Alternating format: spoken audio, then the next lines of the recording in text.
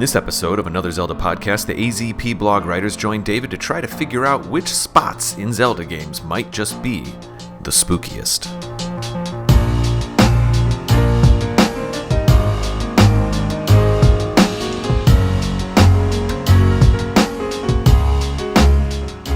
Hello and welcome to Another Zelda Podcast. I am David, your host for tonight's episode, and I am tremendously excited about tonight's episode. This is we're going to be talking about spooky spots, a vaguely Halloween themed episode here. Even though back when in season 1 and season 2, Kate and I did a spirit temples, spirit dungeons, even though it's really a spirit temple in Ocarina, a spirit dungeon episode for Halloween.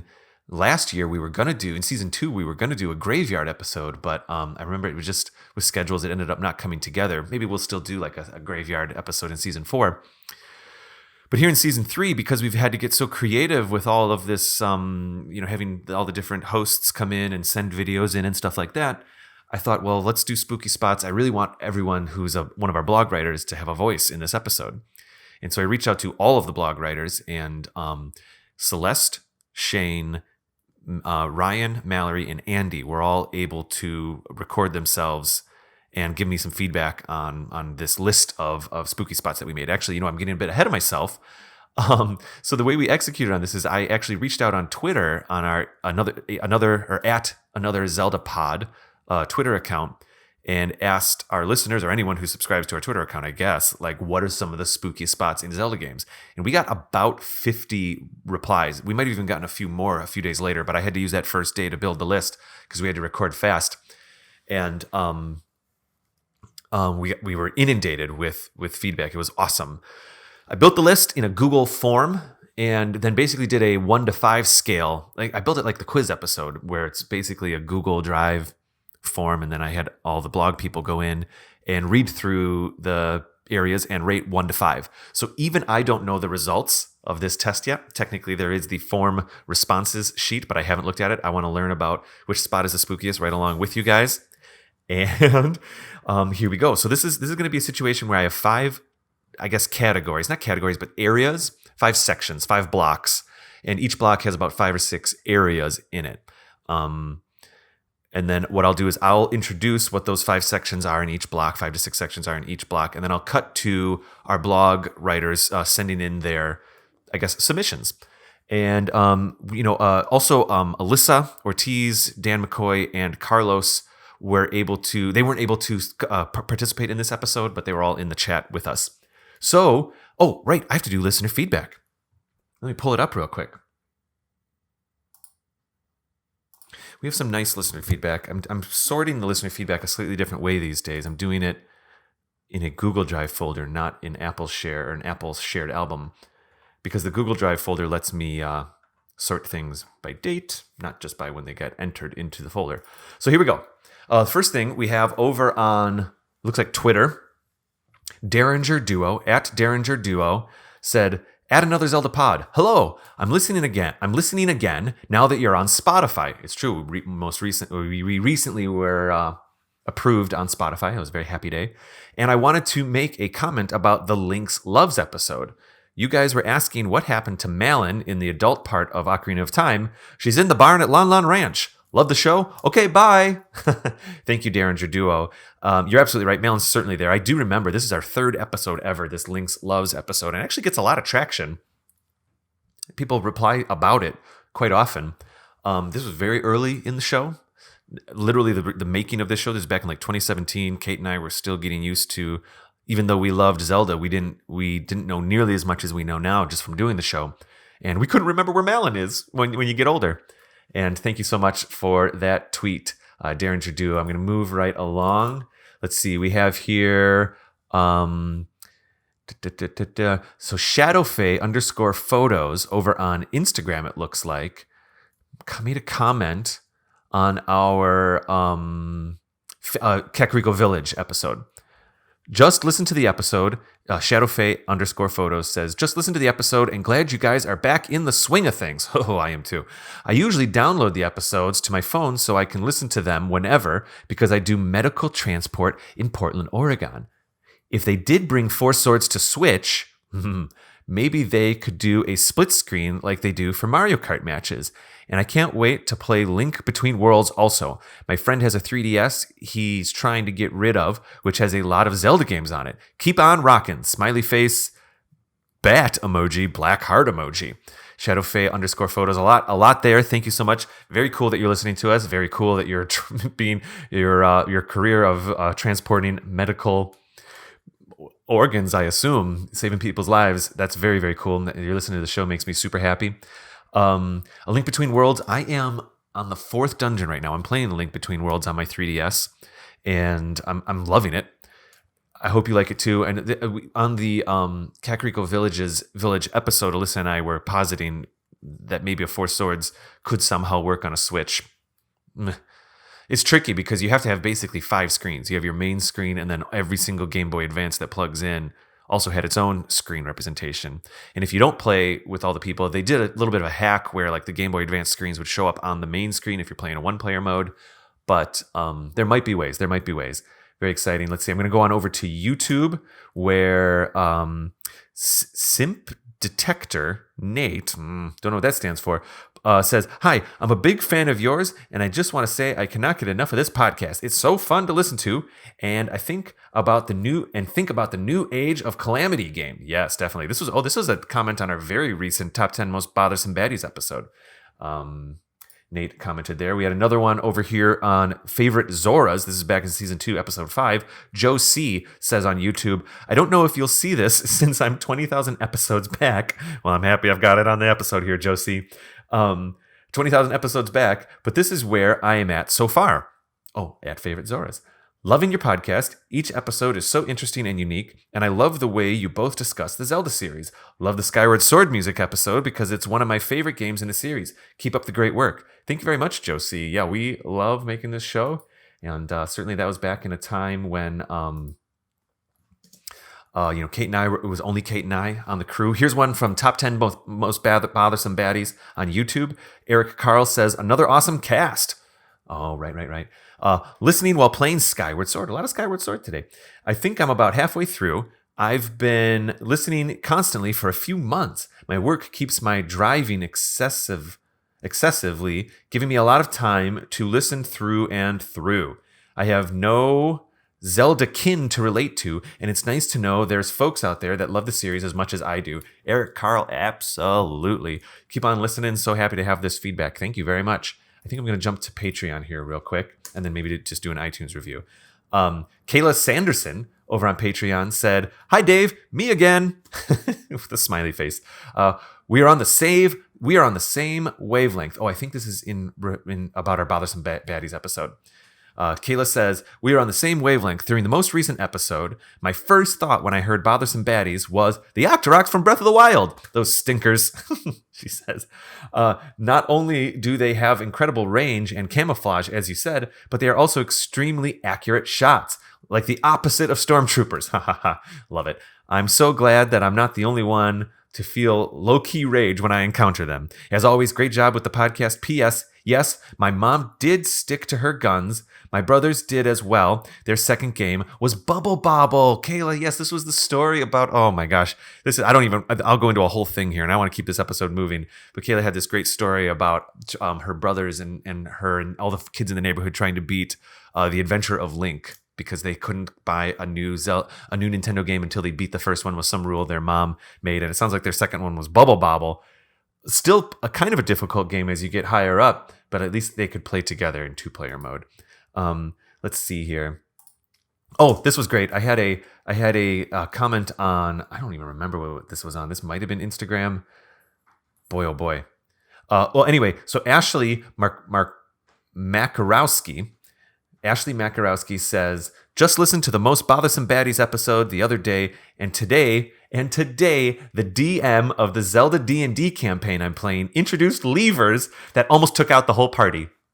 I love this. Levers were one of my very near to top, maybe my actually top of the top 10 bothersome baddies. My most bothersome baddie, I think, might have been the Leavers. They're the cactuses technically that come out of the desert, spin around, and and go right for Link in many Zelda games. Certainly the 2D games is where they are the most bothersome, in my opinion. And there's even a screenshot here of Zelda characters and Leavers on a grid. First of all, a Zelda-themed D&D campaign. I don't know if it gets better than that. I've always wanted to be in a D&D group. I just didn't quite have the right friends for it when I was in high school. A few of them were already in their own campaigns, and I didn't want to get in the way. And some of my other friends maybe weren't as into it. But I kind of had this dream of always being a part of a D&D campaign. Anyway, I digress. The idea that it's a Zelda-themed one, can you even imagine?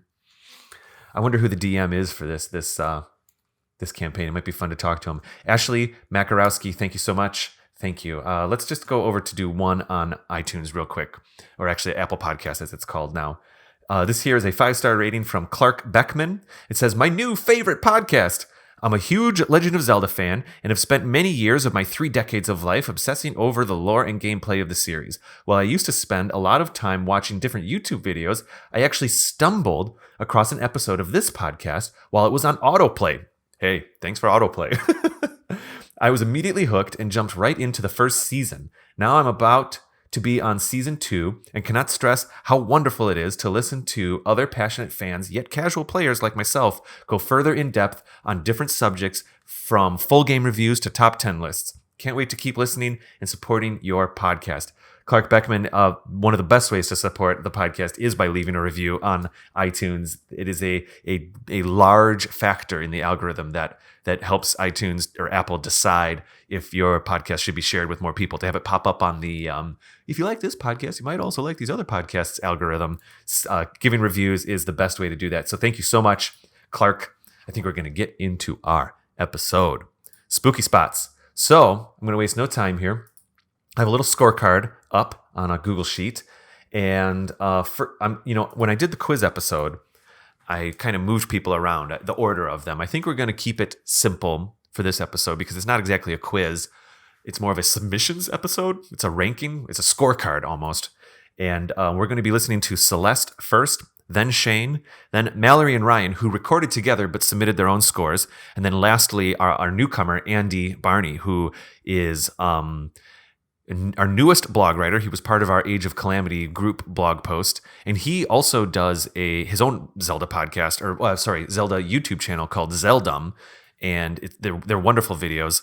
I really like it. I wonder if we can do some kind of little crossover thing sometime. He did mention us on one of his episodes, which was very, very kind, and we are most pleased to have Andy kind of join our AZP family. He's tremendously passionate and very, very knowledgeable of the series. So he'll be last on all of these entries. So it's always going to go Celeste, Shane, Mallory and Ryan, and Andy. So for our first block of 5 spooky spots, we have the Arbiter's Grounds. And again, all but 2 of these are submitted by listeners. I injected 2 that I thought were particularly spooky to me. And I'll speak to those when we get to them. Actually, there's one in this first group. So we have the Arbiter's Grounds. Any part of the Twilight Realm was one of the tweets we got. The Sacred Grove, and the Sacred Grove, I think it got a little confusing with some of our submissions. The Sacred Grove itself is preceded by Twilight Princess's version of the Lost Woods, and so I think it's kind of that entire environment, the Lost Woods with the Skull Kid and the little crazy scarecrows and stuff like that. Some people interpret it as just the Sacred Grove, and some people interpret it as this Lost Woods experience as well. Then Yida's room, or Yetta's room. Yida's room is in Twilight Princess in Snow Peak. Whoa, Snow Peak Mansion? Is that the name of that dungeon? I lose track a little bit. Anyway, it's, of course, the moment towards the end where she freaks out. I added Yida's room into this because it's not spooky in the conventional way. It's not spooky in the way you're like spiders and spider webs and stuff like that, or like a really dark area. But I remember being tremendously creeped out by this experience because you're kind of going through the dungeon and Yida is being just a little shady. It's kind of that trope where she seems nice, but it seems like there's something behind her motivation. She's a little off-putting after a while. And then you go up to her room and Well, in my opinion, things get spooky fast. I always get a little bit of anxiety at the beginning of that boss battle. The battle itself ends up being one of those basically one of those floating hand battles, if I remember correctly, that Zelda loves to do. But Yida's super spooky to me. It's more the build-up, just the context of Yiga, the build-up of Yiga is what's spooky in my opinion. And then lastly, Hyrule Castle Graveyard from Twilight Princess. So let's waste no time and go right into it. And we're going to listen to Celeste first speak about, or actually basically rank these 5 things. Here we go. Oh, real quick. I also put a Poe laugh from Ocarina of Time in between each person, just so that there's a little bit of a punctuation so we know we're going to the next person. Here we go. All right. The first spot, Arbiter's Grounds in Twilight Princess. Ooh. I remember that one. I thought that one was really cool. Not really spooky. I thought it was more interesting. It does have a dark history around it, but it didn't come across as very spooky, so I'm going to go with 1. Any part of the Twilight Realm. I guess it's kind of spooky. I thought it looked cool more than anything. It reminds me, of course, of Twilight during the day, not the book series. And I think it looks pretty, but I'll give it a 2 because there's a lot going on in the Twilight Realm. But it is beautiful. The Sacred Grove. I don't really think it's spooky at all. The music can get a little creepy and there can be some questionable things that happen there, but I don't find the Sacred Grove spooky. Yetta's room. Okay, that's really spooky because she's possessed. A spoiler alert if you haven't played Twilight Princess, but hopefully when you heard Twilight Princess, you decided to tune out. Yetta, when you see her face, oh, it's terrifying. Those fangs, those red eyes. I'm going to go with 5. That's really spooky. Hyrule Castle Graveyard. Graveyards are generally spooky, but I don't know. That one wasn't too spooky to me. I'm going to give it a 4. How about that? It's a graveyard, so by default, I guess it enters those ranks, but it's not the spookiest place in Twilight Princess to me. Okay, so the first spooky spots are in Twilight Princess. The first one's Arbiter Grounds. Arbiter Grounds is actually my favorite boss battle and favorite item, the spinner. I really did like that dungeon. You have like their version of Poes in there that were pretty scary looking compared to, like, say, the Poes in Ocarina of Time. They're more Reaper ghost-like. And that boss battle in Arbiter's Grounds was amazing. I'm going to give that, based on spooky, I'm going to give it a 4.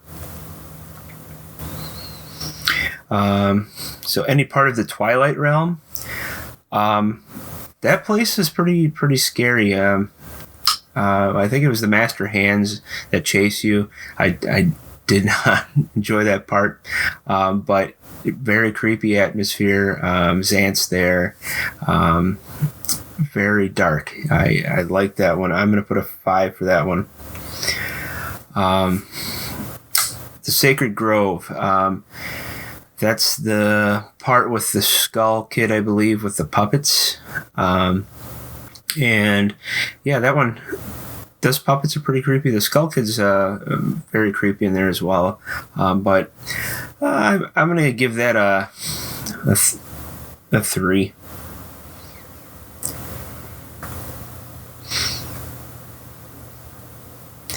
The next one is Yita's room. Now, she seems like a sweet Yeti. You follow her into that room, and then there's that, I think, the broken mirror. And she looks in the mirror, and she starts to, I want to say, wig out a little. And she turns around, and her face flips, and her eyes are red, and she's got the big fangs. If you had the volume up, that could have been pretty creepy.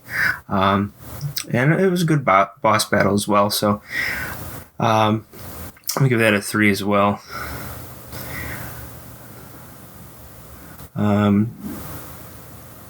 The Hyrule Castle Graveyard. I can't recall that one that well. I think there was like soldiers there, maybe. I think it was, if I remember right, there's a lot of stories that you could follow there, and there was kind of sad stories. I don't think I really found it that creepy, so I'm gonna give that one a 3 as well. But okay, so the first spot in Twilight Princess that we can rate is the Arbiter's Grounds. So I remember where this is. It's actually my favorite part of Twilight Princess. It might be my favorite part of any Zelda game.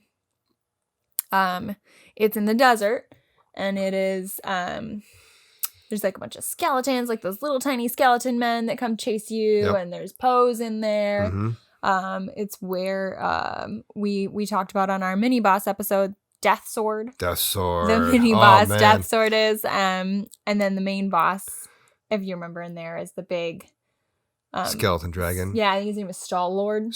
Yeah, like a big skeleton dragon. Yeah. So right? yeah, I think the Arbiter Grounds is very, very creepy overall. Like if it was in the real world, I'd be like going to an asylum that's been shut like down those or something like that. Catacombs under France or whatever. Oh yeah. So scale of 1 to 5, are we thinking 5? We thinking this is like the creepiest, one of the creepiest? I'm gonna say 4. It's not like super creepy. It's just like you should feel that ominous there though. Okay, I feel that. I can agree with that. Spooky spot number 2. Any part of the Twilight Realm. See, the Twilight Realm was creepy, but it wasn't like nearly as creepy as like the Arbiter Grounds to me. Like you had that hand that floated above, but well, that's what I was gonna say. There are parts of the Twilight Realm that I didn't think were that creepy at all. Like when you're just running around Hyrule Field, like following the scent trails and stuff in the Twilight Realm. I don't think that's scary. I don't know. I would rate this, I would say maybe a 3. I would say a 3 as well. Definitely less than the Arbiter Grounds, but agreed. But not that creepy. Not like it's not scary at all, but yeah. Oh, the next one. So the third one listed here is the Sacred Grove. And I know you hate this one. I hate the Sacred Grove. You get piano version of that of Sario's song playing, which is by itself ominous. Very creepy. I honestly, it's not that bad, except for the like scarecrow. Little scarecrow puppets. Creepy puppets. That's a good word for it. They do remind me of puppets, which are scary in my opinion. I don't like puppets. But yeah, so they just kind of like come at you and they like do the creepy little crick head side to side thing, which is a staple and also raise their arms horror. Up like this. Yes. Yeah, like that's a staple of horror is to have the head contorting. Yep. So there 5 in each section. Oh, there might be. Them. Okay, so we already have a number 4. We already have a number 3. So I would say Sacred Grove would be a 2. Really? Well, it's not my 5. I don't. It's not my 5. I would probably move the Twilight Realm into 2 and make this 3. Okay, if we're allowed to do that. Sorry, David. I would agree. So yeah, but basically it's not that creepy because like you're in the woods and like there's sunlight. Like it's not like it's that scary. It's really just the scarecrows. Yes. Which maybe I'm a crow. I'm very afraid of them. Maybe you are. It's very effective.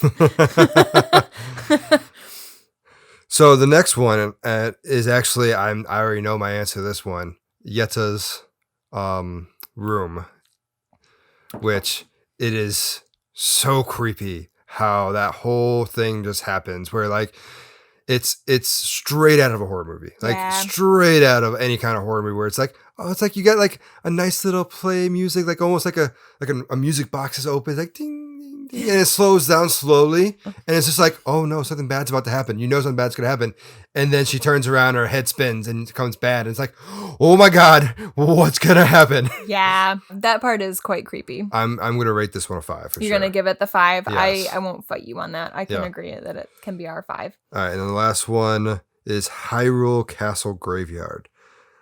I vaguely remember this. It says at the very end of the game. Almost the very end of the game. Yeah, you're Yeah. going through and you can find them when you turn into wolf and everything. I'm comfortable with rating Hyrule Castle Graveyard as our 1. Yep. All right. And then, yeah. So, first category is Twilight Princess. So the first spooky spot on the list would be Arbiter's Grounds. So Arbiter's Grounds, the Redeads are black skeletal figures. Definitely the most intimidating in the series, I think.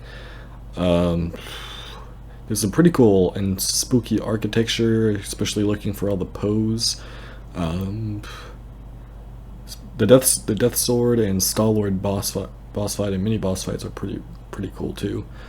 Overall, I'd probably have to give 5 out of 5. There's not many places in Zelda that are more spooky than this. This is definitely like a very eerie and death central dungeon. I think there's only a couple that come to mind that it would be more spooky than Arbiter's Grounds. Anyway, so the next on the list is just titled Any Part of the Twilight Realm. Personally, I think the Twilight Realm is beautiful in certain areas, at least the parts that are in parallel with Hyrule. But I do think the Palace of Twilight is definitely rather spooky or scary. There's the Phantom Zant mini-bosses where you have to bring the soul orbs back to those pedestals and then the hands chase after you. That builds up some anxiety and pressure. So I'd probably have to but since all the other parts of the Twilight Realm really aren't that scary, in fact some parts are beautiful, I'll probably have to give it a 3 out of 5. Sacred Grove. Sacred Grove is a rather pretty area in Twilight Princess. It's just that when you're in the Lost Woods trying to get to the Sacred Grove, there's the Skull Kid who summons the puppets. Puppets look rather creepy, and they may startle me at first, but after being lost in there for maybe at least 30 minutes, and you get a real, I can understand the timing and everything, so they're not really scary at all. They just become more of a nuisance, so I'd probably give this 2 out of 5. Only reason it's not a 1 is just because of that initial shock factor. Yida's room. Yida's room isn't really scary. It would definitely be that cutscene leading into the boss fight, where you walk in there, use the boss key to unlock the door. Yida shows you to the Mirror of Twilight, or the shard of the Mirror of Twilight. Then her head starts to twitch, and then she just spins around, and she has red eyes and fangs, and she turns into Smeagol from Lord of the Rings. It goes like, take mirror. Which is also kind of like a kobold from World of Warcraft, if you know the candles. Anyway, so definitely, actually, that's kind of a hard one. The cinematic, I'd probably give a 4 out of 5. The room itself isn't very scary, but I'm assuming we're talking about the little cutscene leading into the boss fight, though.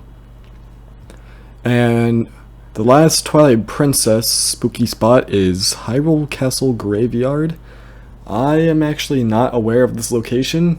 I've played through Twilight Princess a few times, and I have not come across this location. I actually think I need to go play Twilight Princess and find this right now, because the screenshot you have on here, David, looks rather interesting. A bunch of spirits of Hylian soldiers gathered around a tree looking at one spot. Looks rather spooky, and you have to use and for the podcast listeners, you have to use your wolf senses. That's what it looks like to see these spirits of the soldiers. I'm sure there's some lore theories that can be made around this, and as a theorist, I'm definitely gonna have to look into this because this looks very interesting. But since I don't really know anything about this, I'll just give it a 3 out of 5. So David, you don't have to necessarily score that in, but because I have no idea what I'm talking about here. Okay, so there is our first 5. Some interesting little facts here. I've been putting the numbers down as we go. And I guess I'm excited to know, but it certainly wasn't a personal thing. Yida's room has the highest score right now. Basically what I'm doing is as our contestants select 1 through 5, I'm just adding up totals. So for example, Arbiter's Grounds, Celeste was a 1, Shane was a 4, Mallory was a 4, Ryan was a 4, Andy was a 5 for Arbiter's Grounds, which gave it a total score of 18. So right now our top score of this block of locations is Yida's room at 22, and then actually Arbiter Ground is just behind that. Yida's room, Celeste, Mallory, and Ryan all rated it a 5. And let's see, the other 5s were Shane's 5, even though they can do more than 1 5, but Shane's super creepy place was any part of the Twilight Realm, and Andy's super creepy place was Arbiter's Grounds. So we're going to move along here. This is fun. I can't wait to see how all these numbers come together. Let's go to the next section. And at this section, it's a combination of games. This is the Silent Realm from Skyward Sword, the Ancient Cistern from Skyward Sword, the Ghost Ship from Wind Waker, the Earth Temple from Wind Waker, Romani Ranch in Majora's Mask, and Akana Graveyard in Majora's Mask. Let's see what everyone has to say. Again, it'll be Celeste, then Shane, then Mallory and Ryan, and then Andy. I hope I have this queued up correctly. Here we go. Spooky spots in Skyward Sword, Wind Waker, and Majora's Mask. We could probably just cover all of Majora's Mask for this section, but we had to limit it down for time's sake. I understand. These are some places that you guys submitted, so thank you. Skyward Sword, Silent Realm. Okay, I'm going to give that a 5 because of the time trials. The stress alone is scary. It's terrifying trying to avoid getting hit by those guardians. So you get a 5. Skyward Sword, Ancient Cistern. So whenever I think of the Ancient Cistern, I think of the beautiful lotus flower places. I vaguely remember the underground area, which I know is the spooky spot you're thinking of. I'm going to have to go with 3 because I think it's a beautiful temple, especially with Kalactos. Oh, I love that boss fight. Wind Waker, the Ghost Ship. So because of Wind Waker's graphics, I think it kind of dials down the horror aspect of the Ghost Ship. I think if the Ghost Ship is more of this urban legend come to life, I don't find it super scary. I'm going to give it a 2. It's more fun. It's more like you feel like a kid on an adventure than anything, not like the world is ending, you know? Wind Waker, the Earth Temple. Yeah, there are some redeads in there, and I do think that Wind Waker's version of the redeads is probably the most terrifying version of redeads I have ever encountered. They have those shrill screams. Ooh. Okay, Earth Temple, you get a 4. Majora's Mask, Romani Ranch. Okay, when the aliens appear, that's really spooky, and the tense atmosphere, the desire to protect the cows from being abducted, that creates a really anxious environment. Of course, if you do play the reverse Song of Time, it slows down time, which helps a lot in that scenario, by the way. If you haven't beaten Majora's Mask, or if that section is giving you trouble, I highly recommend slowing down time. It helps out tremendously because those specters appear from all angles. I'm going to give it a 4. Majora's Mask, Akana Graveyard. You know, I think it's sad more than spooky, especially when you meet the captain who has passed away and he worries about his troops and whether they're doing all right and whether they know he is proud of them. That is, Majora's Mask is just full of so much heartache and disappointment. I think that's what makes it mature rather than some of the areas, if that makes sense. The Akana Graveyard, I'm going to go with a 3. I wasn't really scared of it. It was more just depressing. Yeah. the Silent Realm from Skyward Sword.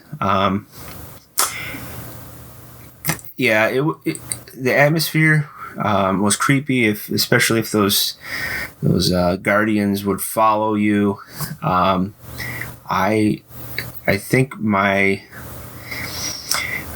patience with that part of it, I did not enjoy it that much, so maybe that outweighs the spookiness of the area. I was frustrated with it, so I'm going to give it a 2.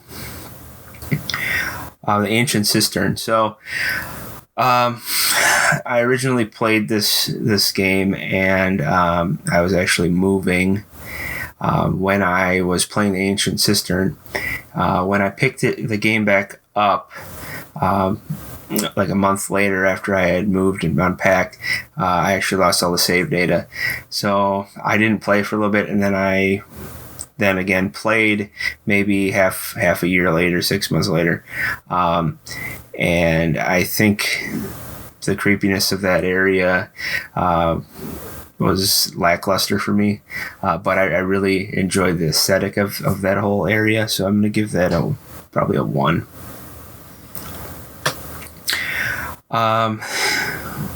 The Ghost Ship on Wind Waker. I just remember it being real creepy when you come up to it, because you see it in the distance. I can't recall anything about the Ghost Ship. I haven't played Wind Waker since the GameCube. I own it for the Wii U, but I haven't opened it. So, ghosts are creepy. So I'll give it a 2 because I somewhat remember it, I guess. Wind Waker, the Earth Temple. I can't even recall the Earth Temple besides maybe those. Those imp-looking things? I don't remember that one that well. So I'm just gonna leave a 1 on that one. And Majora's Mask Romani Ranch, I'm just gonna have to leave it at a 1 because I have yet to play through Majora's Mask. So, and here's another one from Majora's Mask is Akana Graveyard. Hope I'm saying that right, but I don't think I've seen that, so I will skip those. The Silent Realm In Skyward Sword. You know my vote on this, Ryan. I do know, but I would like you to tell everyone else how you feel about this. I hate this part of the game. This part of the game gives me so much anxiety. The things that are going after you are really creepy looking. They're very scary. Yeah, and very intense looking things. Yes, they're very intense. Like the picture that David posted here is a very calm version of one of them. Yeah, well, it's still sleeping in the picture that is here. Yeah. And when they wake up, it's like, chung, chung, and like you see all their eyes open, and then like they're all gonna chase after you, and the music gets really intense. Yeah. I would vote the Silent Realm a 5. I hate it. It's very scary to me. I think I might just slide down one spot. I'll do it a 4. Like, it is intense and everything else. I think it's more of an intense thing, like anxiety, than it is creepy. That's true. Okay, if we're going spooky. Yeah, this is spooky. I know. I mean, you can keep it. I mean, you can I'm keep keeping it a 5. Yeah, I was like, I'll do a 4. So the next one, oh man, actually, I do not like this one. This is actually very creepy to me. Is the Ancient Cistern. Ancient Cistern, for those who don't speak Ryan. Yes, thank you. From Skyward Sword as well. So this is, I can already say I'm going to vote 5 on this one. This to me is so creepy. Funny to me. I am not afraid of this one at all. Well, it's one particular part. Like the whole thing is pretty good. The boss is okay. It's not like a super creepy. What is even the boss of this one? The Collectus with all the swords. That boss is so cool. Yes. Yeah, I like that boss. But the part that gets me is when you get down to the bottom of the thing, and you got all the zombie versions of the bad guys, and they're all chasing after you, and you're climbing that rope and everything, and they're trying to chase after you. It's just, that is to me like a typical zombie theme, which is perfect for here. I'm actually like, you can rate it a 5. I'm rating this one like a 2. I'm not afraid of the Ancient Cistern. Well, there is one thing actually, like, kind of, I forgot who, I was talking to someone on Twitter about it, because when we first asked this question, he said this one, and I agreed 100%. And he was telling me this is actually based off a Hindu story, Yes. the travel of a spider, or the web of a spider, or something like that, rope of a spider. I'm trying to remember what it is. His name is Caleb Webb. I do know that. The So guy that shout was out to talking Caleb. to you about Yep. it. Yeah. So shout out to Caleb. But he was telling me about it. I hadn't had a chance to look it up yet, but I wanted to. And it's interesting that the creators did that. I mean, I don't think that there's anything wrong with this part of the game. I think it's very interesting, and I remember liking the Ancient Cistern. I just personally don't find the zombies in this particular, like, okay, like, let's say if the Walking Dead zombies looked like that, maybe I could have watched that show. Okay. Right? Okay, so next one, we're going to Wind Waker. Woo! So your favorite Wind game. Waker! And the first one is the Ghost Ship, which I vaguely remember the Ghost Ship. I mainly remember that it's a pain to find. Yes, I'd say of all the times I've played through Wind Waker, I think I've only actually done the Ghost Ship maybe twice. It's located in different places depending on the cycle of the moon. I think that's where, like, you have a bunch of, like, pots that you do that travel through thing and everything else. Yeah. And there's a bunch of the hands that come up and try to grab you and it can pull you down and everything. Yeah, I remember that. And there's like a whole section where you have to like light a bunch of torches to do something. I don't remember it very well. But it is a ghost ship. I'm gonna give it a 3 for that. I'm gonna give it a 3 as well. I'll give it good faith just because it is a ghost ship. Yeah. And it just kind of disappears and comes out of nowhere and stuff like that. The next one, we're sticking with Wind Waker, and we are going to the Earth Temple. And this is where your Redeads come in, I believe. Yes. Yeah, I think you see Redeads at points before this in Wind Waker. I think Maybe that's not. like the bulk of where they all are. Yes, I think for there's sure. several of them. Because the Earth Temple, this is the one where it's not even that difficult. It's just annoying. Those dark purple choo-choos. Oh, yeah, and you need the mirror. You have to defeat them. To actually kill one, you have to shine it with the light or lure it into a light until it turns to stone, and then you have to hit it with your hammer to crack it. Ugh. Yeah. So annoying. And then also the boss, too, is the giant Poe that splits up into different Poes when you do shine light or throw it and everything. Which So is, Ghost final boss. Yeah. That's pretty creepy. I'll give it a 3. I'll stick with a solid 3 on there.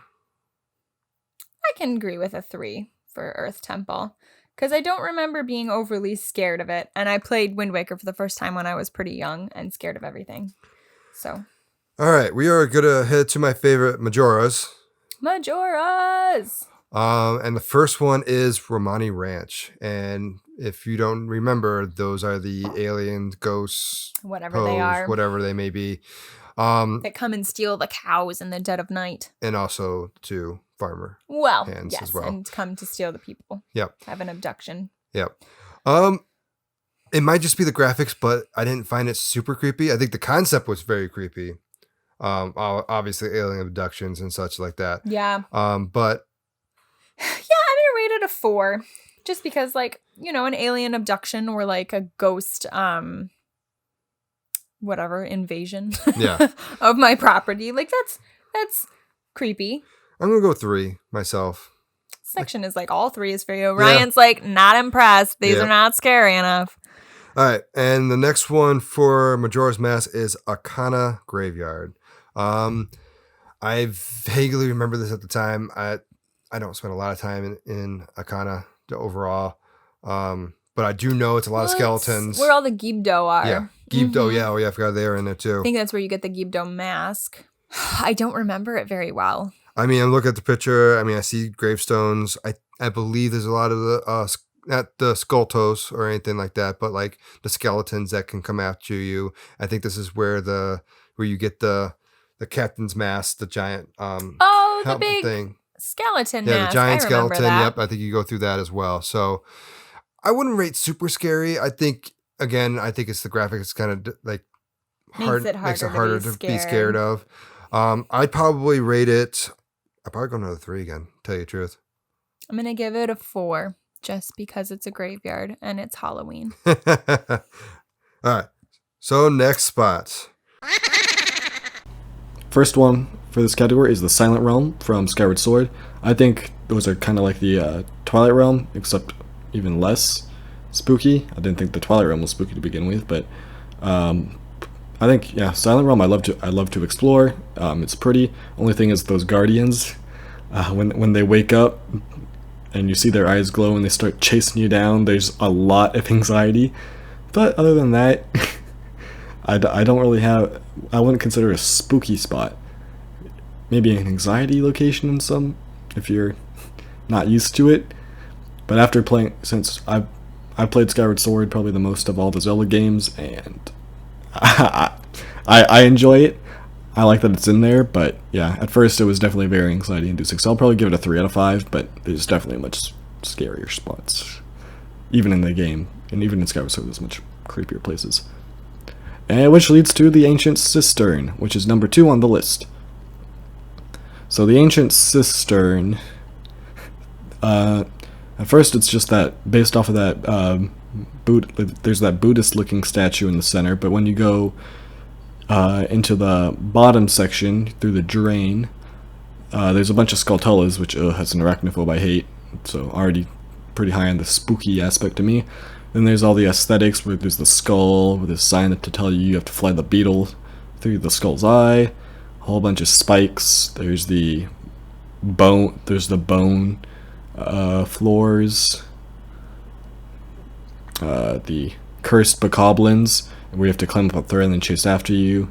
Yeah, overall pretty spooky. Like, it's more of a more cartoony shadow temple in that bottom section, just with less blood. But yeah, definitely a pretty creepy spot. Ancient Cistern, probably 5 out of 5. Ghost ship. I'm creeped out by just sailing in wide open space when I can't see any islands around me. Just being around and looking in all directions, not being able to see anything out in the sea, that creeps me out, just in general. Add spooky music plus a ghost ship to it, I don't like it. And then inside of the ship, I know there's Redeads. I don't remember all the other stuff, but I think there's a Wizrobe, something like that in there, where when you have to go get the Triforce shard. I've only played through the Wind Waker once, well, all the way through once. I'd probably give this a 4, no, maybe 5 out of 5. It just being out on the ocean thing, that gets me 5 out of 5. Next up for Wind Waker is the Earth Temple. So Earth Temple, nowhere near as scary as the Shadow Temple, Ocarina of Time. There's Redeads, there's sarcophagi, where occasionally you'll walk by them and they'll open up, and then you'll have some Redeads come screech and try to bite your face. Other than that, I personally have found the dungeon more annoying than scary. Just having to play the command melody a million times and not being able to get that stupid mirror shield to work. But so I'd probably only give it like maybe a 3 out of 5. Romani Ranch, I love okay, stay focused, Andy. So I love Romani Ranch so much. I'm playing through Majora's Mask right now. I'm in the Akana Valley region, but every time I reset or beat a new dungeon, I just go back to Romani Ranch and try to see if there's any new interactions I can make with them, or try to get some new dialogue with Romani or Cremia. I just love that place so much. Anyway, there's nothing scary there. There's even the Poe side quest or alien side quest. The actual side quest itself, I don't think is actually intimidating. It only lasts 1 to 2 minutes, and I think it's kind of fun shooting them down. It's not particularly hard either. Even if you're bad with a bow in the GameCube game or N64 games like I am. I play it on the GameCube, but the only creepy thing was when you first talk to Romani, how she says, "They are coming." And I'm like, and there's the X-Files music, and I start, oh, what is this? That's just my reaction on the first time playing through. But overall, Romani Ranch, no, not really. I'd probably give it a 2 out of 5. And the Akana Graveyard, this is the point I'm at in the game. I know there's the bottom of the well. I haven't really done too much here yet. I've explored it a little bit while doing the Cafe Anjou side quest, but overall I don't know too much about it. So maybe a 3 out of 5, but then again, I don't know. Okay, here we are. So slightly lower scoring round here. The Silent Realm from Skyward Sword actually has the highest score right now at 19 in this block, and it's actually in second place total, only behind Yetta's room. One thing that I found really interesting is the 2 locations in Majora's Mask, Romani Ranch and Akana Graveyard. There's plenty of scary places in Majora's Mask, and honestly, maybe Celeste was onto something there. We should do a full episode about that in a future season. But they actually only got 14 points, both of those locations. A lot of that was brought down by Ryan's 3s, a lot of 3s, 2s, and 1s. In fact, the Earth Temple, Romani Ranch, and Akana Graveyard received 1s from Shane. Now, he technically skipped the last 2, so I put it in as a 1. I felt like that maybe, a 1 is still more than a 0, but I guess it technically could have been a 0 to not enter something, but I put it as a 1. So anyway, so the top one there is Silent Realm. In second place, we have the Ancient Cistern at 16 points. Ancient Cistern appears to be in fourth place total right now for total scores. Let's go into the next section. Oh, actually, you know what? I think we're going to take a break because we have 3 blocks of areas left. We have about, what is that? A quick math here. That's about 15 more locations. And, it's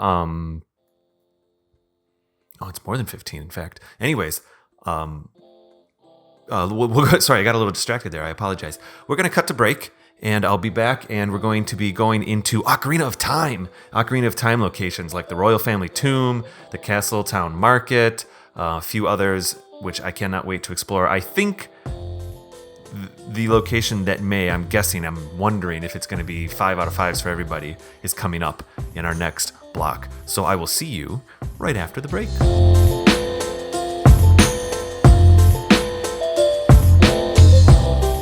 Hey, this is TC. And this is Jim from the Studio Demands It podcast, Where every episode we take a demand from a hypothetical studio, which could be you, and challenge ourselves to conceptualize, pitch, and craft a film based on the stipulations or the demands we are given. We talk about movies all the time. Particularly, we complain about the choices made in the films we've seen.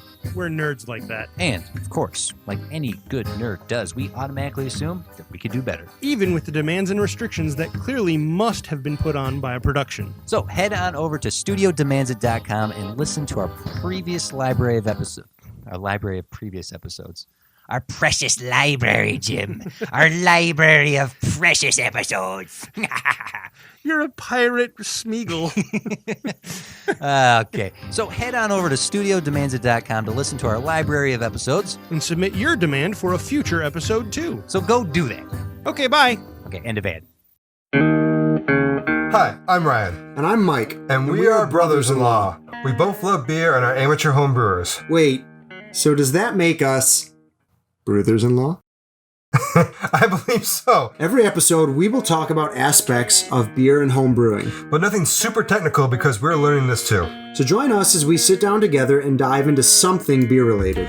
Whether it's a little field research, tasting a certain beer style, or beers from a specific brewery, talk about our experiences brewing beer at home, including our own solo brews, as well as themed competitions we'll set up along the way. we will also talk about some of our favorite aspects of brewing, like hops, extra ingredients, building our brew cave, and more. And of course, our own misadventures that have happened along the way. So, if you like beer, are home brewing already, or if you have an interest in home brewing and don't know where to start, join us on Brothers-in-Law Podcast on Apple Podcasts, Spotify, Google, YouTube, or wherever you listen to podcasts. And make sure to follow us on Twitter at Brothers-in-Law and check out our website, brothersinlaw.com. Cheers. Cheers.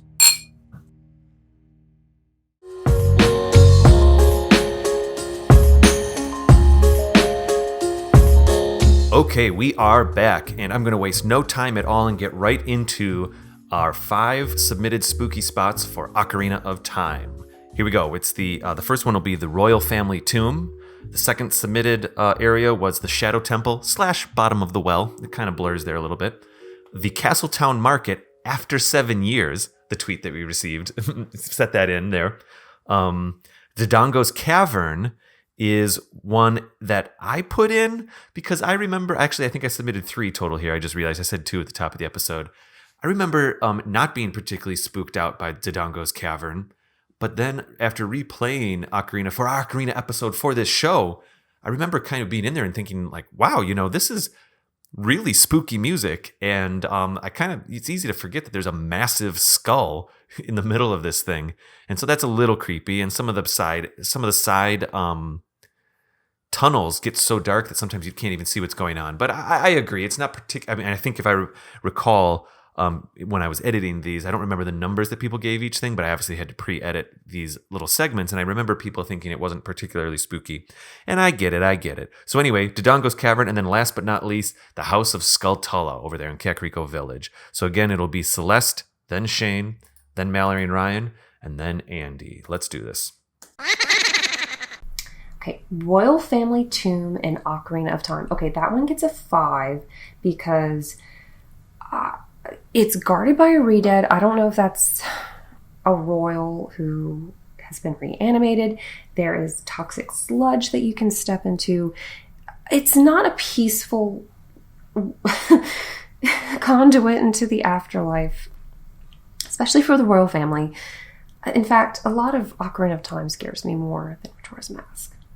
Shadow Temple, Bottom of the Well, 5 instantly. The torture devices used, the instruments of punishment, the scythes, the blood stains that just add to the atmosphere. And you can use the Lens of Truth, I believe, in Ocarina of Time whenever you're exploring the Shadow Temple, and you can talk to the walls, kind of, and they talk about the different regrets and lingering hauntings going on.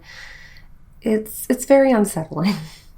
Castletown Market after 7 years, 5, because when I first emerged as adult Link into Hyrule Castletown Market with all of those redeads, all of the destruction, I was terrified. It took me a while to even leave that section because I was so scared of the redeads grabbing me. As now older, I can handle it a lot better, but I was about 9 or 10 when I first played this game on the Nintendo 64. So I had never experienced something like that yet at that point in my life. 5. Dodongo's Caverns. I wasn't scared of them. I love that boss fight. I'm going to give it a 1.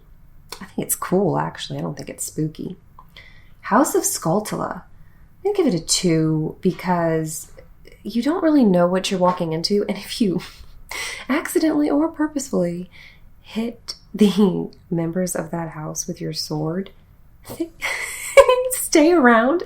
They can deplete some of your hearts. They hit you. They attack you. I'm going to give it a 2 because it's really sad what they're going through. But I guess it's punishment for being kind of greedy. The Royal Family Tomb. It was, it's creepy. It's a graveyard, of course, so the graveyards are creepy. So I will give that a 3. The Shadow Temple, Bottom of the Well. Yeah, that's creepy. You fight I think the Dead Hand down there. You get the Lens of Truth down there. A lot of likes down there. Those are creepy creatures. Anything that you fight that doesn't have like a face creeps me out. So I'm gonna give that one a 5. Castletown Market after 7 years. Yeah, seeing it from as a young kid to an adult, that's a big change. That's a big change to see, and it just the creepiness of it when you return to it is pretty scary, I think, because you got the redeads there, and the atmosphere is very dark and eerie. So I also give that one a 5. Dodongo's Caverns. I don't find that creepy. I'm just gonna give that one a 1. And the House of Skulltula. Yeah, that's creepy. When you see the Skulltula flip around and it's got like that face. It can be disturbing. For me, I wasn't like a young kid when I played this, so I'm sure it would freak out a younger kid. But I'm gonna give that one a 4. Oh, we're gonna Ocarina of Time. All right. Oh, I already know a 5 that's going to be on this list. Yeah, I do too. All right, so the family royal tomb. I do recall this. It is in the graveyard in Kakariko Village. The Redeads in Ocarina are probably one of the creepier ones. Yes. Like Wind Waker Redeads, they got these giant heads. Yeah, and it's still creepy. Well, it's the tune style. Yeah, it's not as scary. Exactly. So I will probably rate this a 4. Okay, yeah, I see a Redead in the picture that David and you has got like provided the right here. the creepy vibe and everything Yeah, as like well. the It's dark, the green greens light. and everything. Yeah. Yeah. So I'm gonna rate that a 4. Okay. All right, the one that we probably know the answer to, the Shadow Temple and the Bottom of the Well. This is a 5. This is a 5. This is No a debate whatsoever. Class 5 creepy location. I mean, the music in the background, the invisible things, The dead hand. the dead hand at the bottom of the well. Skulltos. The fact that there's stuff that you can't see if you don't have your lens of truth out. Yep. But then if you do have your lens of truth out all the time, you run out of magic and then you can't use it at all. Yep. Very stressful. Yep. And then you got the Very ship stressful. that takes off when you land on it. It's got the bells, and all of a sudden, And like a big giant skeleton coming out Yep. of the ship. Yeah, that's Yep. creepy too. I mean, and in Bongo Bongo. I mean, Yeah. the boss in that whole thing is just it's a 5 out of 5. Yep. Definite 5. The Castle Town Market 7 years later. So When everyone is dead. I think this is a moment where, like, in the first episode of Walking Dead, where Rick wakes up and sees everything is just like in ruins. It's like, what the heck happened? Yeah. I think Link walks out of the Temple of Time like, what the heck happened here? I remember. So I have a quick story about the Castletown Market. Oh, okay. The first time I never played Ocarina of Time when I was a kid. The first system I ever had was GameCube. The first game I ever played was Wind Waker. I've said that 1,000 times. So I had played Wind Waker and was talking about how some parts of Wind Waker were scary to me. I forget what parts I said were scary, but I was like in 6th grade at the time. So like cut me some slack. And one of my friends was like, oh, well, if you think that Wind Waker is scary, you can never play Ocarina of Time. And I was like, what? Fine. Challenge accepted. And then like we were sitting in the room where her sister was playing Ocarina of Time. And she got to the Castletown Market, and I was like, no, there's zombies everywhere, and like everything's all gray, and there's like creepy, like apocalyptic vibe. I'm going to put the Castletown Market as a 4 because it is the reason why I actually did not play Ocarina of Time until I was an adult. I will probably rank it well, I did 4. No, I did 5 for that one. Okay, I'm going to go 4 as well. Yeah. I'm going to go 4. Yep. Okay. That creeps me out. The next one is Dodongo's Cavern. Oh. I don't recall this being scary. I don't either. I don't like remember the music was being afraid of it. creepy. You had like keys and you had other things in there, but I don't really find it that creepy. The only thing I think, unless I'm forgetting parts of this temple dungeon, mini dungeon, that might be creepy is the fact that like there's the big skull thing. Yeah, I've seen the picture. Yeah, And that's then, in there. is that in the picture? Dodongo skull. Yeah. Yep. And then you drop the bomb down the eyes. I mean, like, that's a little creepy because there's a skull present. But yeah, other than that, like, to me, it's just a normal, like, fire dungeon. Yeah, I'm going to probably, honestly, I'll give this a 1. I'll give it a 1 as well. Yeah, I'm not afraid. Yep. I'm not afraid of Dodongo's Caverns. All right, and the last one for this one is the House of Skulltula. So...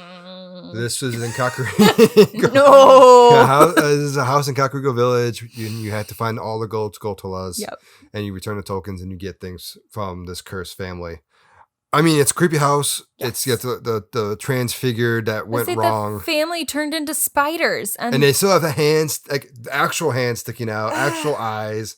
Nope. So yeah, I'll give this a 4. I'll give it a 5. Oh, you're going for a 5. Okay. I have, well, you know this, Ryan. You guys don't. I have extreme arachnophobia. I'm very, very afraid of spiders. I hate them a whole lot. So the royal family tomb, definitely very creepy. It's a good warm-up as Child Link for when you actually get to the bottom of the well in Shadow Temple. It's still pretty darn creepy, though. I know I was surprised there was something this dark and spooky when I first played Ocarina of Time. There's all the redeads and like the acid mist and bones in the area, so I would still probably give it a 4 out of 5, even though it's really short. Then there's the Shadow Temple, bottom of the well. I had no idea what I was doing. I accidentally found every single treasure I possibly could while doing the bottom of the well and even Shadow Temple. And even though I was trying to get through there as fast as possible because I was just so much anxiety. Especially I hated the parts where there were hidden Skulltulas that dropped out of the ceiling when you couldn't see them before. Like, hate spiders. I hated this dungeon, but there's a lot of cool architectural details and I think lore presented in the bottom of the well in Shadow Temple. So I'm gonna give it a 5 out of 5 because not only is it super spooky, but also it provides a lot of lore to the franchise and also provides for a lot of theories, which I myself love. So next one is Castle Town Market after 7 years. So this is when you come as an adult. No, it's not. There's just redeads. I mean, there's a dark sky because you're near Ganondorf's castle. I mean, or it could just kind of just looks like what it does would at nighttime, and everything's destroyed. But overall, it's not even the Wind Waker's Earth Temple, which I didn't rate very scary, is definitely more scary than this. I'd probably put this a 1 or 2 at it. I'm going to be harsh and just give it a 1 out of 5. Not very scary. Dodongo's Cavern? Or Caverns? No. I've only played through Ocarina of Time once, but I don't remember there being anything scary, and it just seems like a normal, pretty straightforward fire dungeon. I mean, I didn't have any negative thoughts when I played through it, so I mean, I'm just gonna give it a 1 out of 5. I don't really have much to say about the Dodongo's Cavern. I'm surprised this is even on the list. Skulltula House.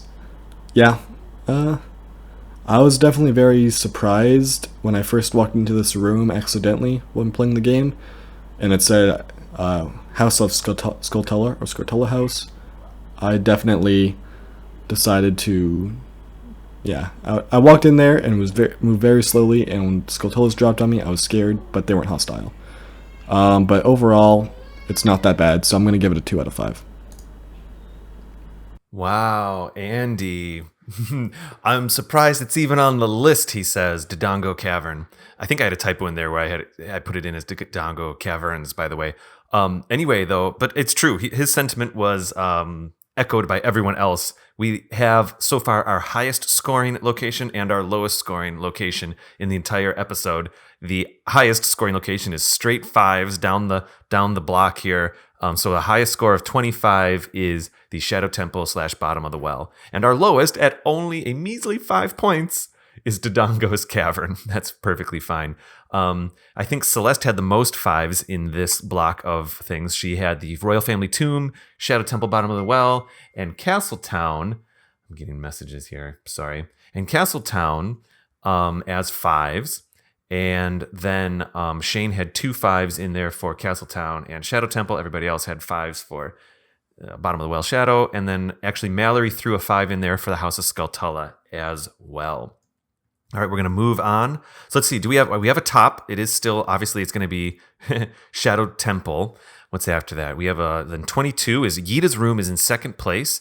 After that, at 20 points is the Royal Family Tomb. And then it looks like we have a couple ties. Silent Realm and Castletown Market after 7 years are at 19 points right now. All right, we're going to move on. This is another one of the mixed bag ones where we have a couple different games being represented. This is A Link to the Past, Phantom Hourglass, Oracle of Seasons, and Minish Cap. So it's going to be all of the Dark World from A Link to the Past was one of the tweets. Skull Woods in A Link to the Past, Turtle Rock in A Link to the Past, the Cubist Sisters in Phantom Hourglass, in Oracle of Seasons, the subterranean area Subrosia, and then lastly in Minish Cap, the Royal Valley. So let's see. I'm going to cue this up. And here we go. Celeste, then Shane, then Mallory and Ryan. And lastly, Andy. Let's see what they have to say. A Link to the Past, All of Dark World. I'm going to give it a 4. It's really unsettling. You see a lot more skeletons and specters, some pose. The music, which is one of my favorite songs in the entire Zelda soundtrack series, it's awesome. It sounds like a march. I feel like I'm going off to battle. But the general atmosphere is pretty spooky. It's like something turning your world upside down. A Link to the Past, Skullwoods. You know, I guess because it's part of the Dark World, I'm going to give it a 4. There are a lot of skeletons and skulls. It's pretty creepy. I could see, especially for a young person playing this game for the first time, how that would be really scary. Turtle Rock, 2. I kind of just felt like a dungeon to me. Thought it was kind of cool, actually. I really love the dark and light on those levels. All right, Phantom Hourglass, the Cubist Sisters. It has been well over 10 years since I have played this game. In fact, I remember very little except getting irritated with it for all of the back and forth with going to that main temple. Their faces are pretty terrifying. I'm going to give that a 3 because they're grotesque and they're a little spooky. Okay, Oracle of Seasons. I have never played this one, so I did have to look it up. Subrogia. Those are cute little mage-looking creatures. Is the music kind of unsettling? I haven't listened to it. I wonder if that would contribute to the spookiness. They look really sad. They look like sad little lost souls. I'm going to give that a 2. Minish Cap, Royal Valley. I have a bone to pick with Royal Valley because I am trying to fuse all of my Kinstone pieces and I just need a few more. And I have visited Royal Valley. I'm actually at the last part where I have to go rescue Zelda. And the entryway to get back to Royal Valley is blocked off. Something collapsed and is blocking the way into Royal Valley. And I'm really mad. But I would say it's about a 3. I thought it was kind of cool, especially with those friendly ghosts in there. I kind of find them endearing. They're really, I don't know. I like Royal Valley, actually. The Dark World and A Link to the Past. When you turn into a pink bunny, it doesn't scare me. Pink bunnies remind me of cotton candy. And who doesn't like cotton candy? So I'm going to give that a 1. A Link to the Past, Skull Woods.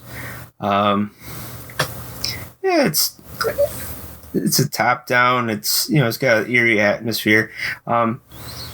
These top down Zeldas tend to not, to me, be as scary to the 3D counterparts. So I'm going to give that one a 2. Turtle Rock. The music in there is very creepy. It reminds me of like Jaws is coming up on you. The da-dun, da-dun, da-dun, da-dun. That's kind of what I get when I play that. And I feel like I have to be rushed the entire time I'm playing that level. So, and then the boss is pretty fun too. I think it's Trinex that you fight, and a lot of the music in there is reminiscent of Super Mario World. So if you listen to it, a lot of the sound effects I think are reused or recycled from Super Mario World. So you should check that out. I'm going to give that a 3. Phantom Hourglass, the Cubist Sisters. Now, this is also the ghost ship. And I know you fight these 4 sisters as the boss at the end. It was creepy. Again, it's top down. Doesn't creep me out that much. But it just, I think the 4 sisters remind me of the pose from the Forest Temple and Ocarina of Time. So that I think can be a kind of a cool connection. Not so much scary. So I'm going to give those a 2. And then Oracle of Seasons, Subrosia. I believe you, as you're getting close to that girl with the bow, the hood, you hear the Song of Storms played by the guy on top of the hill before you find her, and then you have to hide and find the secret entrance. And that world is, I think it's all, I think lava was its main thing. I didn't find it that creepy. Again, I know you get at the beginning, you get the Rod of Seasons, and then you go back later to get one of the Essence of Nature. So that one I think I find more fun exploring. It's not as much creepy, so I'll give that a 2. Minish Cap, Royal Valley. It's got a creepy atmosphere. I don't remember too much about it. I know that it had just a darker color to it and atmosphere, and I think you go through that maze, and Dampe is on the other side of it. I think he's the only one that lives there, and then you also find someone or something that gives you a kinstone, if I remember correctly. That's also my favorite handheld Zelda game. So really enjoy that game, and so creepiness though, I'm gonna give it a 2. A Link to the Past, Phantom Hourglass, and Oracle Seasons and Minish Cap all together. I have played 0 of these games. I have played 1. So we're going to do the one that I know, and that is the Dark World. All of the Dark World within Link to the Past. Isn't this the part of the game where you said Link turns into a pink, cute little bunny? If you do not, there's a certain thing, yes. If you go into the Dark World without, I forgot what it is, but without something, everyone turns into what their inner self is. And so Link like if is you're a bad cute, person. fuzzy little bunny. So once you get that, Adorable. you can be your regular self with sword and everything. Because when you cute bunny, you do not have sword. Oh, okay, never mind. I might be on board for this being scary. So if everything else transforms into something scary and dangerous, and you're a cute bunny, that's not cute anymore. And now it's scary. Yeah. So I would probably rate it a 3. I mean, it is creepy. I think the aspect of being just a bunny with no weapons gives it a little bit more of a creep factor. Yeah. So I'm going to say 3 for myself. I'm just jumping on the bandwagon with you for this one. All right, so the next one, actually, I remember this one too. This one is very creepy. So the Skull Woods in Link to the Past. I'm looking at the picture that David has provided. It does look scary. There's so like some this fog. is the Dark World version of the Lost Woods. Oh, okay. So they add more bad guys in there. They add a few more things to make it darker looking. Obviously the skull, the rib cages you go through, the giant skulls on the ground. Some skulls go underground. Well, and it's probably like the Lost Woods in that it's a maze then too, right? It is, yep, okay. Same thing. So same as so you it could is. get lost in the skulls Very and the much, creepiness. yep. Okay, that's pretty creepy. So I am going to rate this a 4. Not super, like nothing like jumps out like how Yetta was, where like jumps out at you and scares you. It's just like it is a full off like this creepiness level, like it's getting there. Okay, so we're still going to the Link to the Past, and we are at Turtle Rock. Truth nugget: I have done this part once because I've only beaten this game once. This is the last dungeon before you face Ganon.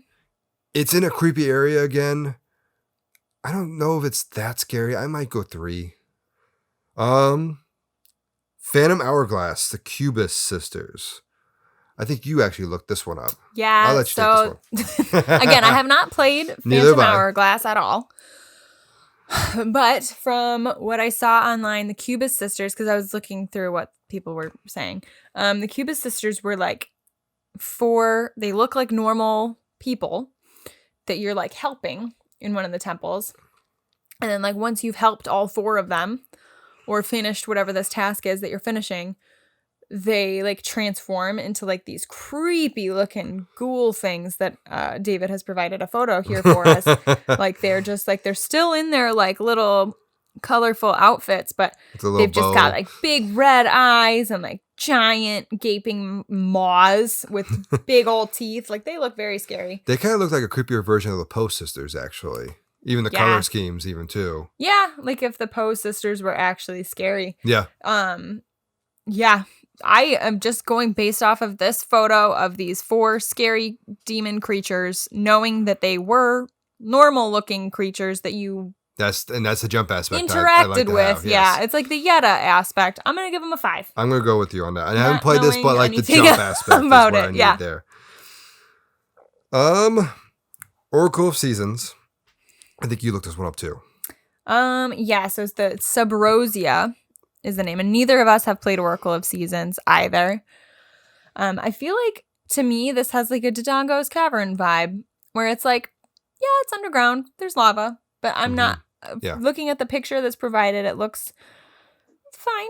It doesn't look that scary to me. Again, I haven't played this game, so maybe I'm way off base, but I'm going to give it like a 2. Yeah, I'll go with that assumption on that. Yeah. The Royal Family, which is Minish Cap. Again, I don't know it. Royal Valley. Oh, Royal Valley, sorry. I don't know. We're just hanging out with the Royal Family. Dyslexia. It's terrible. So yeah, Minish Cap, Royal Valley. Yes. I have not played Minish Cap. Ryan has not played Minish Cap. We are useless for this section of this episode. I knew the first 2. You did. The first 3. First 3, yeah. So it looks like it's dark. Link is holding a candle of some sort. So lantern, I'm guessing that you have to light your own way, which is always a scary aspect. I don't like when I can't see what's coming at me. I'm going to give it a 3. I know nothing about it, but I'm giving it a 3. Going with that as well. My very solid rating. Next is Spooky Spots and A Link to the Past, Phantom Hourglass, Oracle of Seasons, and Minish Cap. So Link to the Past, all of the Dark World. Dark World is not that bad. There's the skulls that pop out, but overall I don't think the Dark World is really scary at all. So I'm probably just going to give that a 1 out of 5. A Link to the Past, Skull Woods. That definitely has a lot more than just the Dark World in general. Especially the dungeon are beneath the Skull Woods. There's a lot of, I think, are supposed to be Gibdos, I'm not sure. But there's also like the Wall Masters that drop down.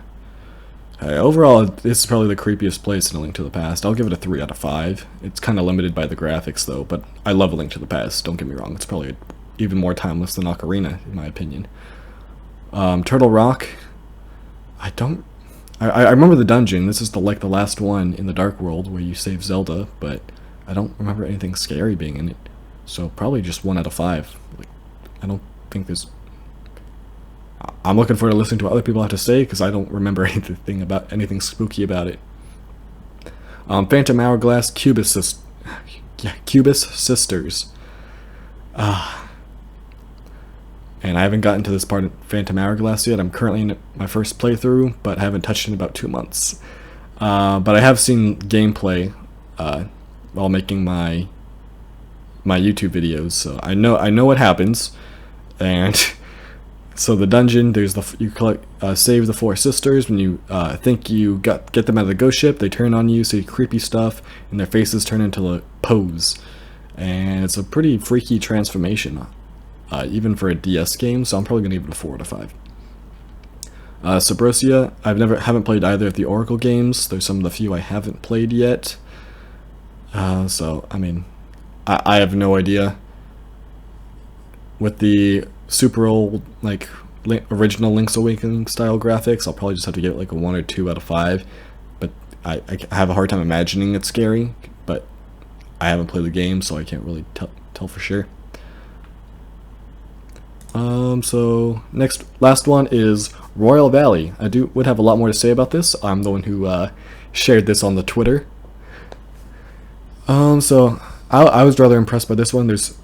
So you have limited graphics. I think you have to hold a torch or a lantern in Minish Cap in order just to see.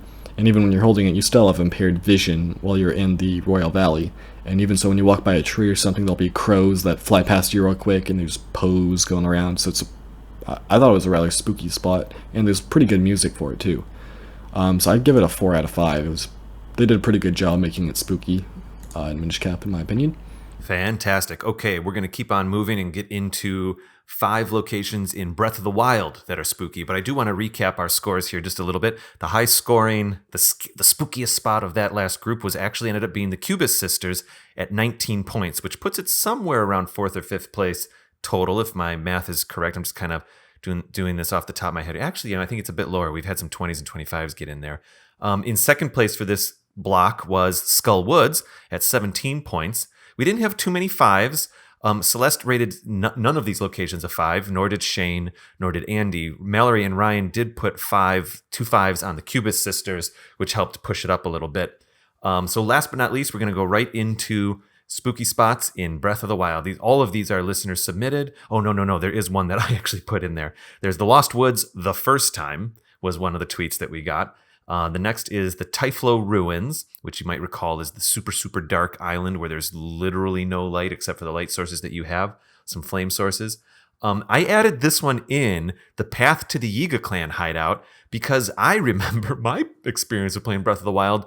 I was going up the valley, the little canyon, and there's just something about that canyon and all of the frog statues, and you're starting to see little flags and flaps and a little bit of society.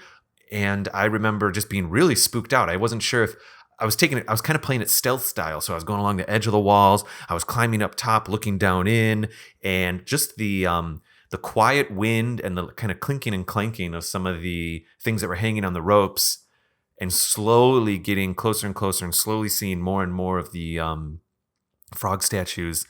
For me, it was a tonal thing. Again, it was spooky like the way, it was the anticipation. For me, it was spooky the way a ghost town is spooky, where you don't know what's coming, but you're getting these little hints that you're ramping up to something. For me personally, the actual Yiga clan hideout isn't spooky at all. And I think a few of our contestants here did think about the Yiga clan hideout, which is perfectly fine. I understand. So I threw that one in there. It also depends on how you approach. If you don't go up through that valley, and I was kind of, like I said, going up and out and jumping back down in, I was expecting something much. It was really the anticipation. Okay, fine, I've said it. Let's see. Someone tweeted the first time a blood moon happens, the very first time. And then finally, last but not least, another tweet we got was the music in Hyrule Castle. That music in Hyrule Castle really was a highlight for me as well. I think there are moments where it's spooky, where you've got kind of the organ and the piano stuff going on in the background. It does sometimes fade into stuff that's a little bit more epic. Let's see what our blog writers had to say about it. Let me cue it up here. All right, here we go. Celeste, then Shane, then Mallory and Ryan, and then, of course, Andy. Okay, Lost Woods the first time. That music that plays is haunting. I find getting into the Lost Woods this way more tedious than spooky. I would say a 2. The atmosphere, like if I were Link and I had to be put in this position to go into the Lost Woods like that, I would be very terrified. But they're not that spooky. Tyflo Ruins. Oh yeah, that's a 5. The electricity is out. Electricity. I don't think they had any back then. It's a fantasy world. It doesn't even exist. Celeste, stop. It's terrifying. It's dark, and there are enemies, and you rely on a torch. Those kind of scenarios, that's like one of my worst fears in real life. To ever be in that kind of situation where I have to rely solely on flashlights or candles. I don't like the dark. It's not a phobia. It's just a situation I'd rather not be in, if you know what I mean. Path to the Yiga clan hideout. I don't find that spooky at all. I love that section. It's very challenging, and I think the reward is Master Koga because he is so goofy. He's apparently very out of shape. I guess he just lets his little legions of Yiga clan members take care of everything, and he just eats bananas all day, but I don't find it spooky. The first time a blood moon begins to happen. Okay, that's a 5. That is really scary because you have no idea what's happening, and then you find out all this hard work you have put into killing bokoblins and moblins is for naught. And after a while, it truly becomes more of a nuisance than a thing of terror in the game. But the first time is pretty scary. You're resurrecting the dead. The music in Hyrule Castle, that's a 5. Not only is the path to Hyrule Castle troublesome with all of the guardians, just the music is very unsettling, and you know that so much happened there. There were lives lost.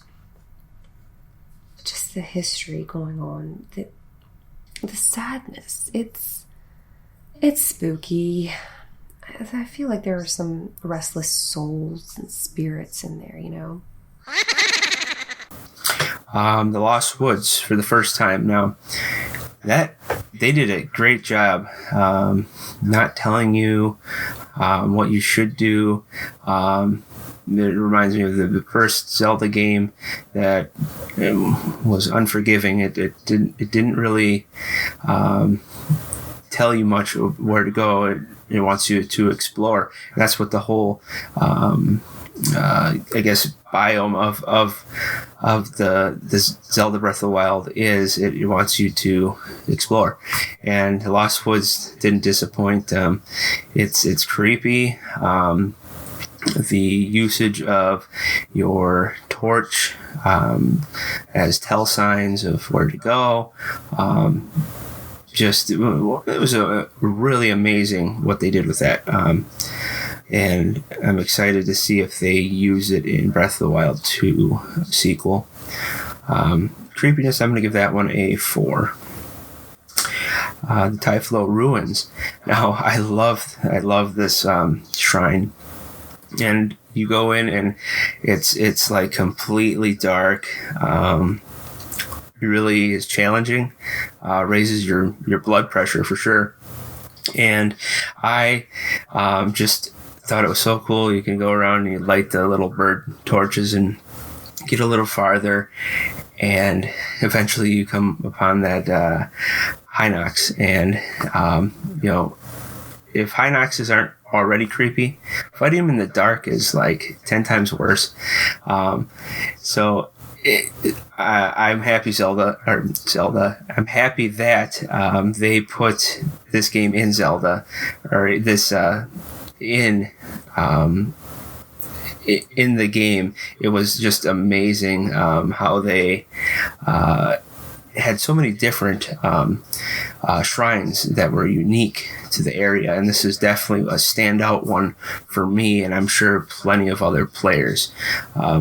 So I'm going to give that one a 5 because I really enjoyed that one. Path of Yiga Clan Hideout. Now, I think this is more of a difficult area, more so than scary, spooky. Spooky because maybe you didn't know what to expect as you were creeping through there, or you get caught. But I had a fun time doing that, and then you end up fighting I think it's Master Koga or Koga maybe. Just fun overall. So I'm gonna give that one a 1. The first time a blood moon begins to happen, it's like not knowing that there's an eclipse on a day that you go outside and all of a sudden it gets super dark. It kind of reminds you of that. It just, the whole atmosphere changes, and that it resurrects all the progress that you've made. So actually at the same time, it kind of makes me a little furious because I have to go back now and I have to eliminate enemies that I might have already cleared out. But I understand why they did it. I'm curious on how they're going to implement some kind of mechanic like that in the next game. But we'll see. I'm going to give that a 3. The music of Hyrule Castle. Music always plays an important role in the factor of areas that, especially when I play, I kind of tend to sometimes just pause it, listen to the music for a little bit, and go back, and it just the music always is a telltale sign of when danger's near, and when it's you're getting close to a boss, or or when you're changing from one location to another. So it's a creepy melody. Is it spooky? Nah, I'll give it a 3.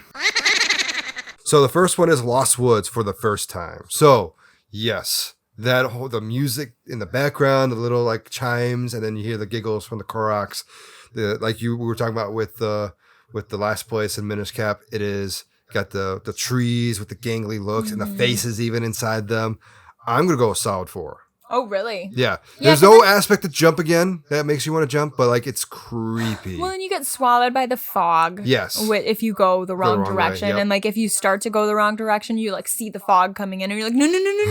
And you're fast enough, you get back really fast. Yeah. You can save yourself. So yeah, I'll agree with you. I'll give it a 4. It's not, honestly, I'm actually going to change my mind. I'm giving it a 3. I don't think it's scary. It was just honestly a little annoying to me trying to get through it. Because nothing attacks you. Yeah, that's true. Because like, to me, nothing attacks me. I'm like... Well, that's why I'm going with 4 instead of the 5. There's no jump aspect for the scare me. Yeah. All right, and the next one is the Tyflo Ruins. The Tyflo Ruins is a part of the game where you can't see anything. You can't see anything black unless you're carrying a torch, which is annoying in itself. But then things do attack you. So to fight back at them, you have to get rid of your torch, put it away, and then your fire is gone. And then you have to find your way back to one of the little lantern things that you hopefully lit along the way so that you can get your torch back and figure out where you're going. Yep. I'm going to give this a 5. No, great, 100%. I have a fear You got the creepiness aspect, you got the jump aspect. I have a fear of the dark in real life, and it did not help that it was dark the whole time in the game. All right, the next one is Path to the Yiga Clan Hideout. I don't find this that scary. It's got a creepy aspect, like a wild, like old Wild West theme, like where like you're kind of walking into a ghost town. It's just like, okay, what's going on? But like, and a couple Yiga may pop out, but the Yiga aren't, especially those Yiga, aren't that hard. Yeah. So I'm honestly gonna give it a 1. Yeah, same. I liked this part of the game, but I didn't find it scary. All right, so next one is the first time a blood moon begins. I mean, the sky turns red. All the baddies come back. That is a creep aspect. Do we remember how you felt the very first time you saw that happen? Is what I think it is. Because like once you've seen it 1,000 times, you're like, oh, whatever, blood moon, skip. Yep. But the very first time where you're like, what is going on? Yeah.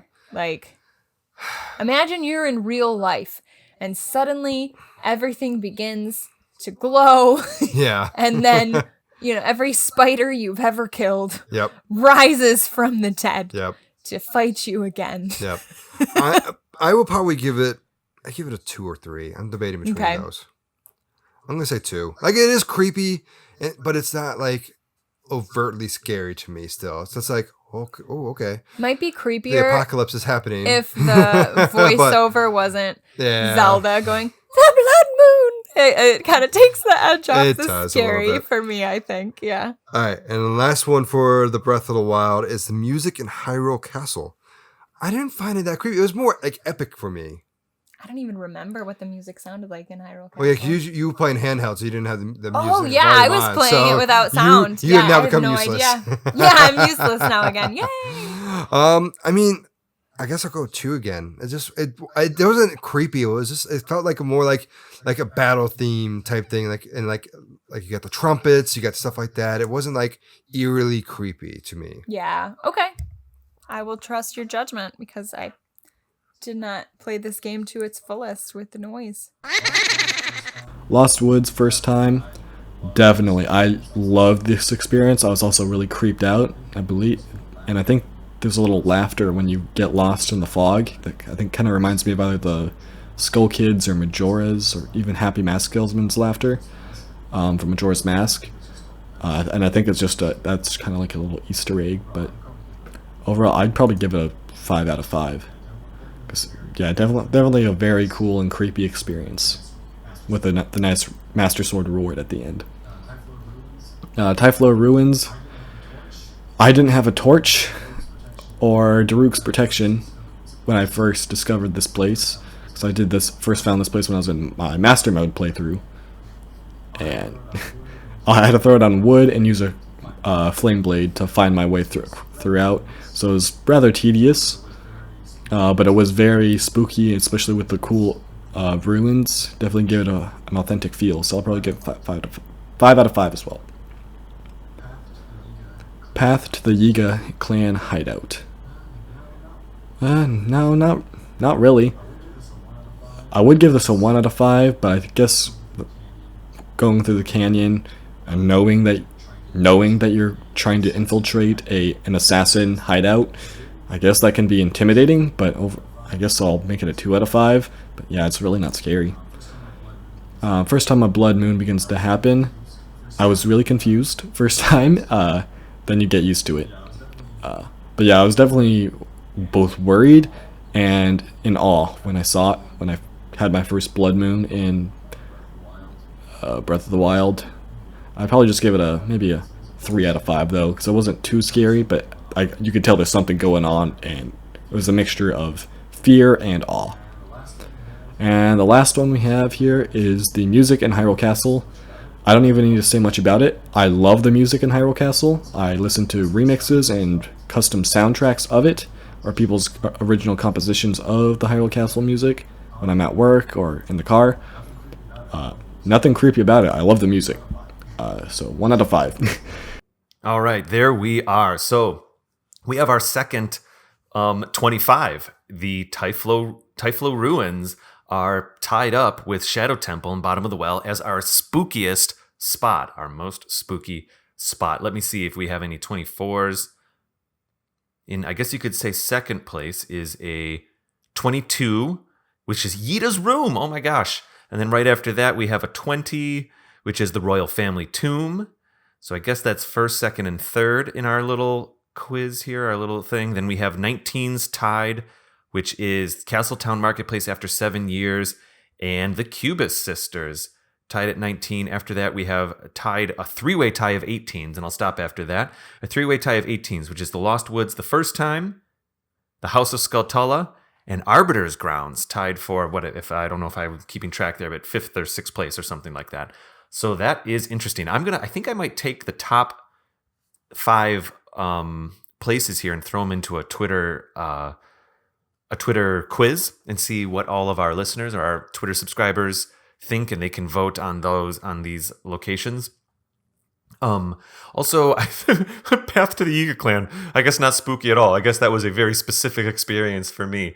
I really biffed it with the Dodongo's Cavern and the Yiga clan hideout because those are the 2 lowest scoring areas. I also did something on the spreadsheet here real quick, and I threw a sum on the rows, not just the columns. And so I was able to see which of our 5 blog writers here got the most spooked out by locations, by way of whoever has the highest score here obviously thought the most areas were spooky. And it is a tie. It is a 3-way tie. Oh my gosh, I just saw it now. This is weird. A 3-way tie at 88 points. This is just totaling up everybody's points. Celeste, Mallory, and Ryan found most locations to be the spookiest. Just after that, Andy had 83 points. So he had a lot of... Andy was interesting. He had a lot of 5s and a lot of 1s. He thought if something wasn't that spooky, he was like, no way, Jose. And if something was, he was going for the 5s. Whereas, let's see here. Shane then apparently is our bravest player. He only had 72 points and a total of 4 5s. 4 5s total. Let me see what Celeste had. 1, 2, 3, 4, 5, 6, 7, 8 5s total for Celeste. And then Andy down there, 1, 2, 3, 4, 5, 6 total 5s. Ryan was 1, 2, 3, 4, 5 total 5s. And Mallory lastly was 1, 2, 3, 4, 5, 6. So a lot of similarities there. Celeste had the most dramatic experience with a lot of these games. with the most 5s. I think Mallory and Ryan got their 88s by having a couple 3s and 4s in there. And there it is. Boy. Oh, also, I want to say, both Andy and Mallory and Ryan originally gave me kind of extended cuts, a little bit by accident. Not really by accident. They just recorded their parts, and both of them messaged me and said, "Hey, I'm a little worried. I just recorded my submissions, but it was a 45-minute file." And I was like, oh my gosh, if everybody's 45 minutes, this episode's already going to be a long one. We're going to be here for 9 hours. But what I'm going to do is I'm going to take Mallory and Ryan's uncut video. I had to edit them down a little bit for this episode. Mallory and Ryan's uncut submissions, and also Andy's extended cut. What Andy did is he ended up re-recording a quicker version of his locations. And I'm going to include those on our not magical sword. Let's do the white sword tier, our middle tier on Patreon. I'm going to add these in as like little bonus episodes over there on Patreon, which actually, if I may, you can get to by going to anotherzelda.com/Patreon or patreon.com/Another Zelda Podcast. All right, cool. That was a lot of fun. Our spookiest spot, the Shadow Temple and Bottom of the Well, and the Tyflo Ruins. All right, everybody, this was a blast. I hope you have a happy and safe Halloween. Next episode, we're coming back. TC DeWitt from the Studio Demands It podcast, another 6-5 show, and I got together and we watched the first 3 episodes of the Zelda cartoon from back in the 80s. And we did a bit of a review of the first 3. At first, I thought we were gonna go episode 1, episode 2, episode 3, and talk about each one. But it all got so blurry that we ended up just kind of speaking to all 3 of them. That was a lot of fun to record with TC. You might remember he was actually in another Zelda podcast episode last season titled "The Silent Protagonist," a silent protagonist, where he and I spoke about what it's like to write a character that doesn't speak. I mean, he speaks in the game. We've talked about it before.